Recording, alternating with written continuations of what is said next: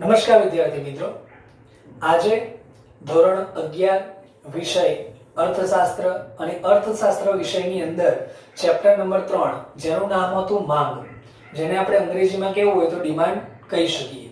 તો વિદ્યાર્થી મિત્રો, આ ચેપ્ટર નંબર જે 3 છે અને એ ચેપ્ટરની અંદર આજે એક ખૂબ જ મહત્વપૂર્ણ પ્રશ્નની આપણે આજે ચર્ચા કરવા જઈ રહ્યા છીએ. પ્રશ્ન છે માંગમાં વધારો ઘટાડો આકૃતિની મદદથી સમજાવો. ફરી એકવાર બોલું છું, ધ્યાનથી સાંભળજો. માંગમાં વધારો ઘટાડો આકૃતિની મદદથી સમજાવો.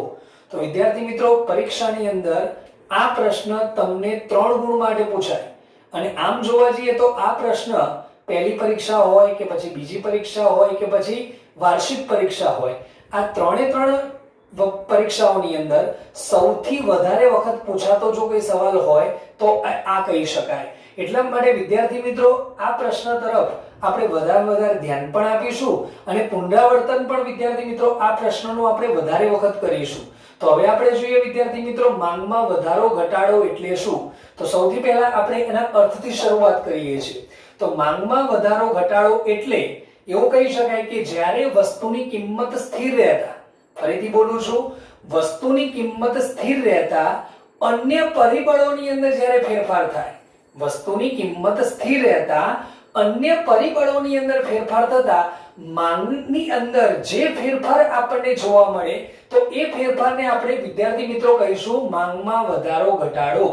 ફરીથી એકવાર બોલું છું, ધ્યાનથી સાંભળજો કે જ્યારે વસ્તુની કિંમત સ્થિર રહેતા અને અન્ય પરિબળોની અંદર ફેરફાર ઉદ્ભવવાના કારણે માંગની અંદર જે ફેરફાર આપણને જોવા મળે તો એ ફેરફારને આપણે નામ આપીશું માંગમાં વધારો ઘટાડો. એટલે વિદ્યાર્થી મિત્રો, સ્થિર શું છે? કિંમત. ફેરફાર શેમાં થાય છે? અન્ય પરિબળોમાં, અને એના કારણે ફેરફાર શેમાં થાય છે? માંગમાં. બરાબર. તો એ માંગને આપણે શું કહીશું? માંગમાં વધારો અથવા ઘટાડો. ક્લિયર છે? બરાબર. તો વિદ્યાર્થી મિત્રો, આ થઈ ગયો અર્થ. એક ગુણ માટે પૂછાય, ધ્યાનથી રિવિઝન કરવું આ અર્થનું. ચલો ત્યાર પછી વાત કરવા જઈએ અનુસૂચિ. તો વિદ્યાર્થી મિત્રો, અનુસૂચિ અહીં આપેલી છે તે પ્રમાણે કે આપણે વ્યાખ્યાને યાદ કરીએ કે વસ્તુની કિંમત આપણે કેવી રાખવા જોઈએ? સ્થિર. એટલા માટે તમે જો તો કિંમત સ્થિર રાખેલી છે 10 10 10 10 10. અને જે માંગ છે એ માંગની અંદર તમે જો તો આપણે ફેરફાર થતો આપણને જોવા મળે છે 100 200 300 400 અને 500. તો વિદ્યાર્થી મિત્રો, હું તમને એક બાબતની સ્પષ્ટતા કરવા માંગીશ કે મેં તમને જે અનુસૂચિ અહીં લખેલી તમને જે જોવા મળે છે, બરાબર, અથવા મેં જે લખેલી છે અનુસૂચિ, એની અંદર તમે કોઈ પણ જાતનો બદલાવ કરી શકો, પણ ખાલી એટલું યાદ રાખવું કે કિંમત સ્થિર રાખવાની છે. બાકી બધું કહેવાય કે માંગની અંદર તમે ગમે એટલો ફેરફાર કરી શકો. બરાબર છે. તો આ થઈ ગઈ અનુસૂચિ. અને વિદ્યાર્થી મિત્રો, અનુસૂચિ પરથી આપણે આકૃતિ દોરવાની છે અને આ આકૃતિની અંદર સૌથી પહેલા આપણે બધાને ખબર છે કે જ્યારે આપણે આલેખ દોરતા હોઈએ ત્યારે આડી ધરી x અને ઊભી ધરી y કમ્પલસરી દોરવી પડે છે. ત્યાર પછી વાત કરવા જઈએ આડી ધરી x ઉપર વિદ્યાર્થી મિત્રો આપણે માંગ દર્શાવવાની છે. તો માંગ વિદ્યાર્થી મિત્રો કેટલાની છે? તો તમે જોઈ શકો 100 થી લઈને 500 છે.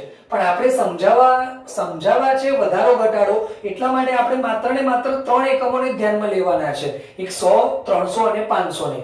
બાકી વાંધો નહીં, તમે કદાચ માનો કે 100 થી લઈને 500 સુધીની અહીં એકમો લખો તો પણ વાંધો નહીં આવે, પણ ટેમ્પરરી સમજાવવા માટે તમે સારી રીતે સમજી શકો એટલા માટે મેં 100 300 અને 500 લખેલું છે. ત્યાર પછી કિંમત. તો વિદ્યાર્થી મિત્રો, તમને પ્રશ્ન થાય કે સાહેબ તમે ઓન્લી 10 જ લખ્યા છે, 5 કે 15 તો અહીં લખ્યા નથી, તો અહીં કેમ લખ્યા છે? તો ખાલી માત્ર ને માત્ર દેખાવ ખાતર આપણે લખેલા છે, સમજણ ખાતર કે ભાઈ ચલો કિંમત 5 10 અને 15. પણ 10 ની સપાટીએ કિંમત વિદ્યાર્થી મિત્રો કેવી છે? સ્થિર છે. એટલા માટે આડી લાઈન દોરેલી છે, તમે જોઈ શકો છો. બરાબર છે. એટલે કિંમતની અંદર વધારો ઘટાડો થતો નથી, એટલે આડી લાઈન દોરેલી આપણને જોવા મળે છે. ત્યાર પછી વિદ્યાર્થી મિત્રો, આપણે જોઈએ તે પ્રમાણે કે જ્યારે રૂપિયા 10 કિંમત જ્યારે વસ્તુની 10 રૂપિયા હોય છે ત્યારે માંગ તમે જુઓ 100 એકમોની હોય છે, એટલે આપણે અહીં ટપકું કરેલું જોવા મળે છે.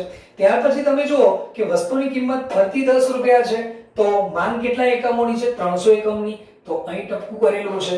ત્યાર પછી વિદ્યાર્થી મિત્રો, જ્યારે વસ્તુની કિંમત ફરીથી 10 રૂપિયા હોય છે ત્યારે એકમોની માંગ કેટલા એકમોની હોય છે? 500 એકમોની, તો અહીં ટપકું કરેલું છે. બરાબર છે. તો આ જે ટપકા 3 જે કરેલા છે એને આપણે આડી લાઈનની મદદથી આડી લાઈનની મદદથી, કારણ કે હંમેશા યાદ રાખવું, હંમેશા માંગ રેખા વિદ્યાર્થી મિત્રો આ રીતની જોવા મળશે, બરાબર? એટલે ઉપરથી નીચે તરફની ઢળતી હોય છે, એટલે આ યાદ રાખવાનું રહેશે દરેકે.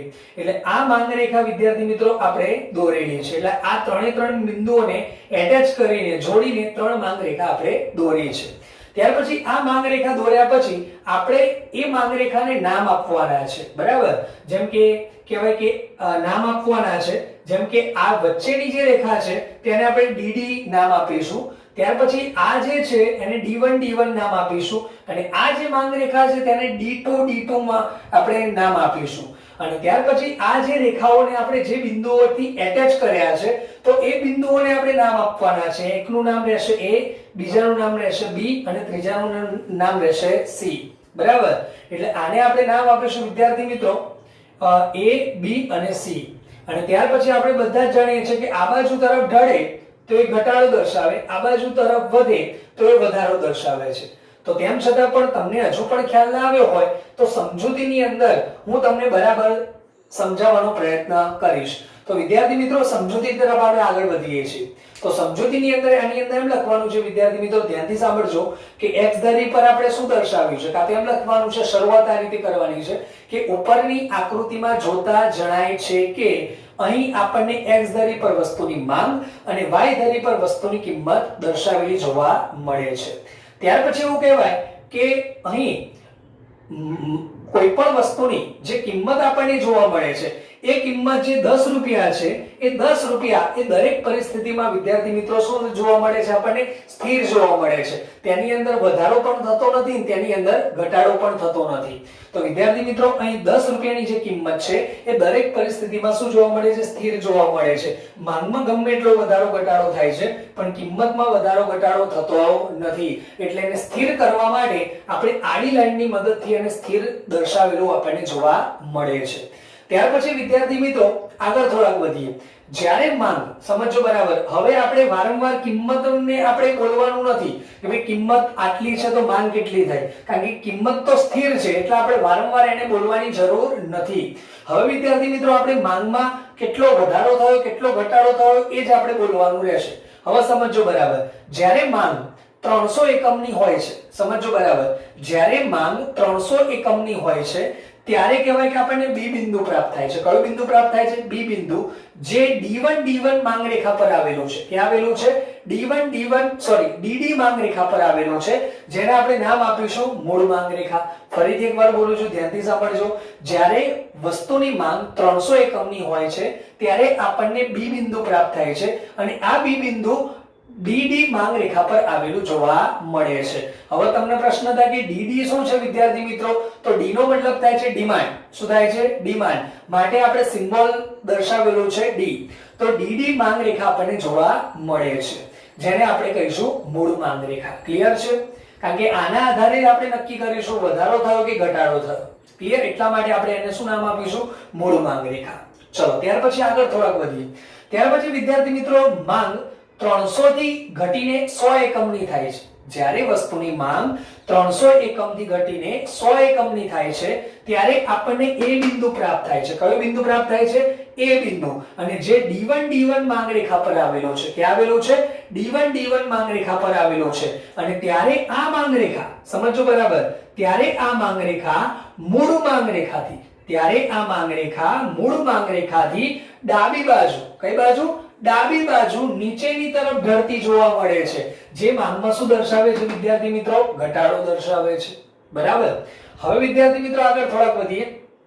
જ્યારે વસ્તુની માંગ 300 એકમથી વધીને 500 એકમની થાય છે, 300 એકમથી વધીને 500 એકમની થાય છે ત્યારે આપણને C બિંદુ પ્રાપ્ત થાય છે. કયો બિંદુ પ્રાપ્ત થાય છે? C બિંદુ પ્રાપ્ત થાય છે. અને એ C બિંદુ D2 માંગ રેખા પર આવેલો છે. અને ત્યારે આ માંગ રેખા, ત્યારે આ માંગ રેખા મૂળ માંગ રેખાથી, ત્યારે આ માંગ રેખા મૂળ માંગ રેખાથી જમણી બાજુ ઉપરની તરફ ખસતી જોવા મળે છે. બરાબર? તો એ માંગમાં શું દર્શાવે છે વિદ્યાર્થી મિત્રો? વધારો દર્શાવે છે. બરાબર? તો ફરીથી એકવાર આ આકૃતિની સમજૂતીનું ફરીથી એકવાર રિવિઝન આપણે કરી લઈએ. પણ વિદ્યાર્થી મિત્રો રિવિઝન કરતા પહેલા એક બાબતની સ્પષ્ટતા એ કરવા માંગીશ કે કદાચ માનો કે હું જે તમને સમજૂતી સમજાવું છું, રાઈટ, પણ એ સમજૂતીની કમ્પેરિઝન જો તમે ગાઈડમાં અથવા માનો કે ચોપડીમાં જો કરવા જશો તો તમને અલગ લાગશે, બરાબર છે. આ તો શું તમને સરળતાથી તમે સમજી શકો અને ટૂંકમાં સમજી શકો એટલા માટે કહેવાય કે મેં મારી રીતે આની સમજૂતી બનાવેલી છે, બરાબર, જેથી કરીને કોઈ ગાઈડ સાથે કે ચોપડી સાથે એની સમજૂતીની કમ્પેરિઝન ના કરવી. તેમ છતાં પણ પીડીએફ ની અંદર તો વિદ્યાર્થી મિત્રો આપણે ઓલરેડી આની અંદર આ સમજૂતી આપેલી છે, એટલે એની મદદથી પણ તમે સમજી શકશો. હું જે બોલું છું એ જ પીડીએફ માં હશે, રાઈટ. તો હવે સમજો, ફરીથી એકવાર વાત કરું, રિવિઝન કરું છું, ધ્યાનથી સાંભળજો કે જ્યારે સૌથી પહેલા ઉપરની આકૃતિમાં જોતા જણાય છે કે ઉપરની આકૃતિમાં જોતા જણાય છે કે જ્યારે x ધરી પર વસ્તુની માંગ જોવા મળે છે અને y ધરી પર વસ્તુની કિંમત આપણને જોવા મળે છે. એવું કહેવાય હવે જ્યારે વસ્તુની કિંમત 10 રૂપિયા હોય છે, કેટલા રૂપિયા? 10 રૂપિયા, જે આપણને સ્થિર જોવા મળે છે, દરેક પરિસ્થિતિમાં એમાં કોઈ પણ વધારો કે ઘટાડો થતો જોવા મળતો નથી. ત્યાર પછી વિદ્યાર્થી મિત્રો હવે વસ્તુની માંગ જ્યારે 300 એકમની થાય છે, કેટલા એકમની? 300 એકમની, ત્યારે આપણને બી બિંદુ પ્રાપ્ત થાય છે અને આ બી બિંદુ ક્યાં આવેલું છે વિદ્યાર્થી મિત્રો? ડીડી માંગ રેખા પર આવેલો છે, જેને આપણે નામ શું આપીશું? મૂળ માંગ રેખા, બરાબર છે. ચલો ત્યાર પછી આગળ થોડાક વધીએ. હવે જ્યારે વસ્તુની માંગ 300 એકમથી ઘટીને 100 એકમ થાય, શબ્દ સમજો બરાબર, 300 એકમથી ઘટીને કેટલા એકમ થાય છે? 100 એકમની થાય છે, ત્યારે આપણને એ બિંદુ પ્રાપ્ત થાય છે અને આ એ બિંદુ ક્યાં આવેલું છે? D1 માંગ રેખા પર આવેલું છે, જ્યાં મૂળ માંગ રેખાથી, સમજો, આ મૂળ માંગ રેખાથી ડાબી બાજુ નીચેની તરફ આ રેખા ઢળતી જોવા મળે છે, જે માંગમાં શું દર્શાવે છે? ઘટાડો. ત્યાર પછી વિદ્યાર્થી મિત્રો એવું કહેવાય કે જ્યારે વસ્તુની માંગ 300 એકમથી વધીને 500 એકમની થાય છે, ત્યારે આપણને સી બિંદુ પ્રાપ્ત થાય છે. 300 એકમથી વધીને 500 એકમની થાય છે, ત્યારે આપણને સી બિંદુ પ્રાપ્ત થાય છે અને આ સી બિંદુ ક્યાં આવેલું છે વિદ્યાર્થી મિત્રો? D2 માંગ રેખા પર આવેલું છે અને ત્યારે આ માંગ રેખા મૂળ માંગ રેખાથી, ત્યારે આ માંગ રેખા મૂળ માંગ રેખાથી જમણી બાજુ ઉપરની તરફ જતી જોવા મળે છે, જે માંગમાં શું દર્શાવે છે વિદ્યાર્થી મિત્રો? વધારો દર્શાવે છે. તો વિદ્યાર્થી મિત્રો હું આની અંદર જે પણ સમજૂતી બોલ્યો એ ટોટલી પીડીએફ માં છે, એટલે પીડીએફ ની અંદર વાંચીને પણ તમે સહેલાઈથી આ સમજૂતી તૈયાર કરી શકશો, બરાબર. તો વિદ્યાર્થી મિત્રો આશા છે આજનો જે ક્વેશ્ચન હતો એ ક્વેશ્ચન ની અંદર તમને પૂરેપૂરી જાણકારી પ્રાપ્ત થઈ હશે, બરાબર છે. તેમ છતાં પણ પીડીએફ માં એકવાર જોઈ લેવું અને આ વિડિયોનો વારંવાર એકવાર, બે વાર કે 3 વાર શું કરી લેવું? પુનરાવર્તન કરી લેવું, જેથી કરીને આ પ્રશ્ન તૈયાર થઈ જાય. તો વિદ્યાર્થી મિત્રો આજનો દિવસ આપના માટે શુભદાયી નીવડે તે સાથે અસ્તુ.